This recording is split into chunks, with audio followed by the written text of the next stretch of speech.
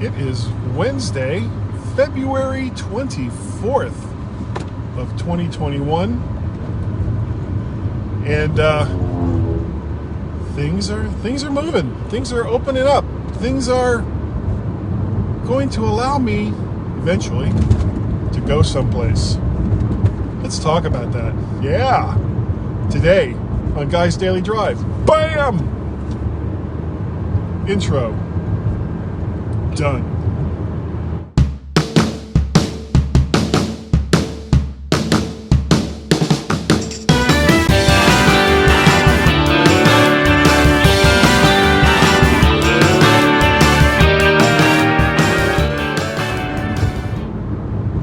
And welcome everyone to Guy's Daily Drive. I know it's been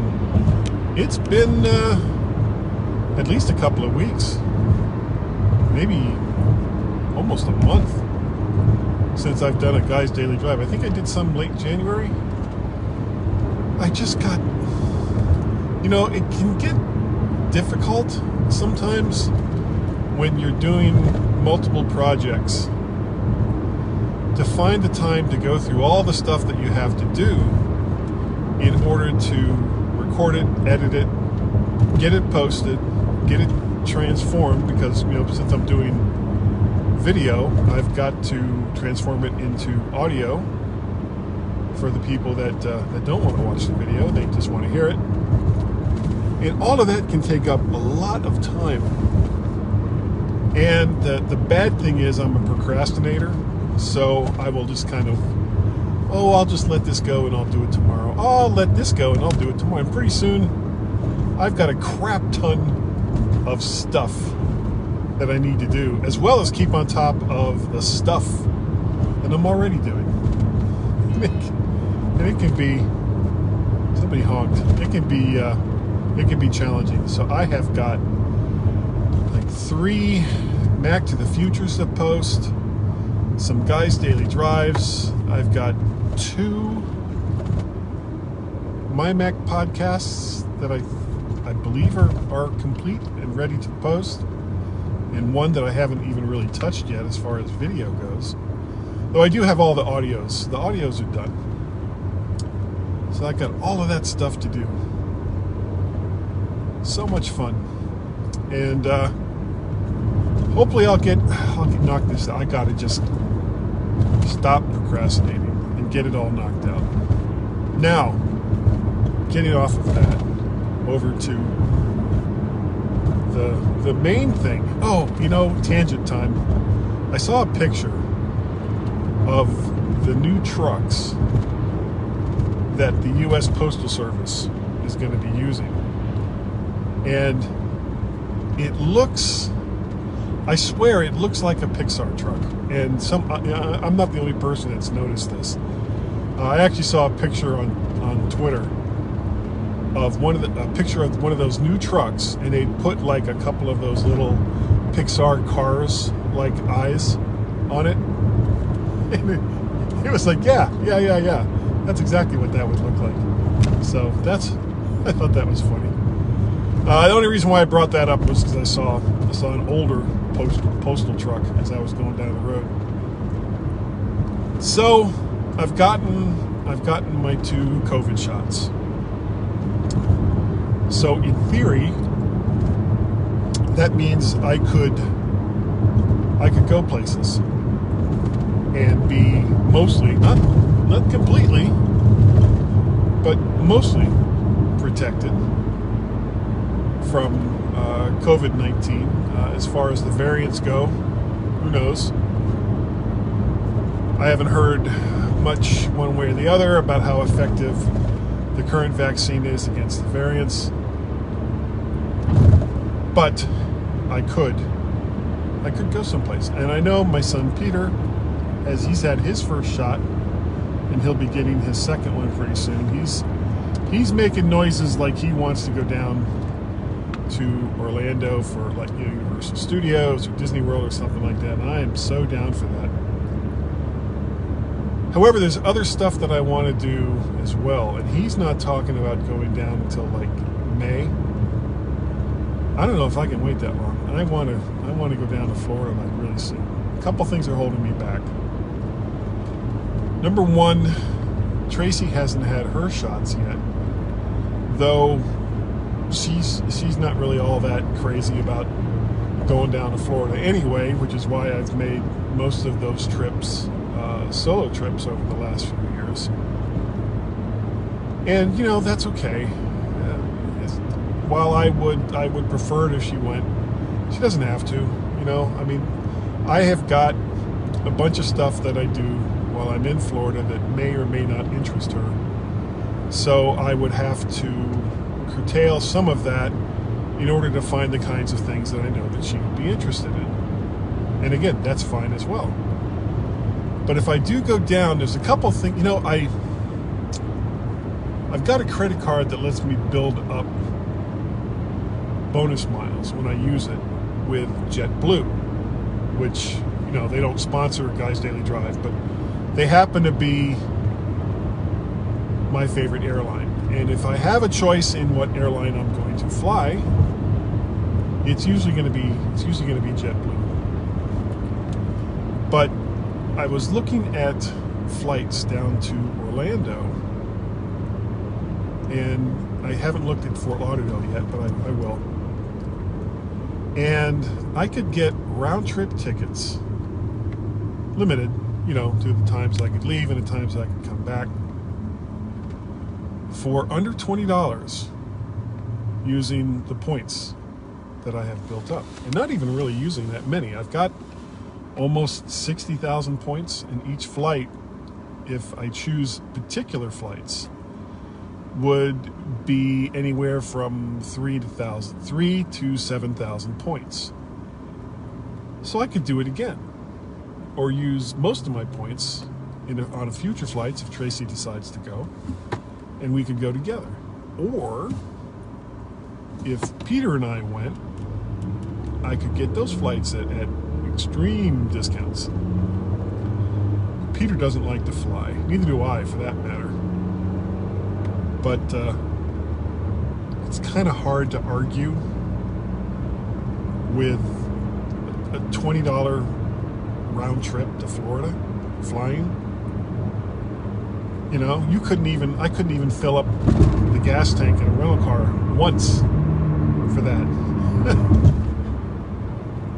I'll have to, I'm going to give it some more thought, but I'm thinking maybe next month I might go on down to Florida for like a week.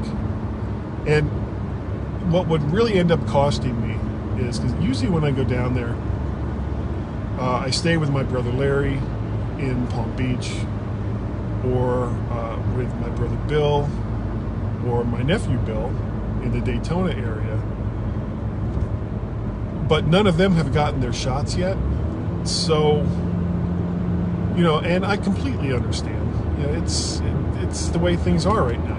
You've got to be careful. You have to weigh the risks of the activities that you're going to do versus whether you do them or not. So it would mean that I would have to stay in hotels the whole time that I was down in Florida.